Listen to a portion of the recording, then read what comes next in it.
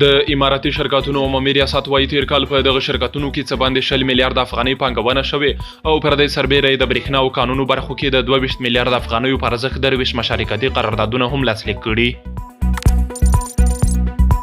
د برېښنا شرکت مسؤلینو د خپلو 1 کلنو لاسته راوړنو د تشریح پروګرام ته ویلي تیر کال د 591.8 میلیونه ډالرو پر ارزښت د 619 میګاواټه برېښنا د تولید قراردادونه لاسلیک شوي دي.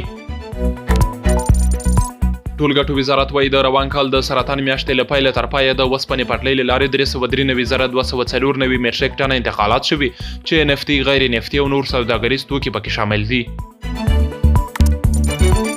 د احصایې او معلوماتو ملي ادارې مسؤلینو د خپلو 1 کلنو لاسته راوړنو د تشریح پروګرام ته ویلي چې تیر کال 2.4 میلیونه هیوادوالو ته برېښنایي پیژندپاڼې ویشل شوي دي. امریکایي رسنۍ وايي د دغه هیواد په نیویارک او نیواډا ایالتونو کې په 3 وسلوالو بریدونو کې 10 کسان وژل شوي، 8 نور ټپیان دي او په وژل شویو کې یو د پولیسو افسر هم شامل دی. پوتین ته د ټرمپ تر نوي ضرب الاجل ټاکلو څو ساعته وروسته روسیې پر اوکراین د بې پیلوټ الوتکو رهبري شویو راکټونو په استفادې برید کې شاوخوا 20 تنه وژلي او 18 نور ټپیان کړي دي. او وروستی خبر دا چې د فلسطین روغتیایي چارواکي وايي پر غزې د 2023 کال له اکتوبر راهیسې د اسرایلي رژیم په پیل شوي یرغل او جګړه کې د شهیدانو شمېر څه کم 80,000 ته رسېدلی او د ټپیانو شمېر بیا تر 145,000 هم اوښتی دی.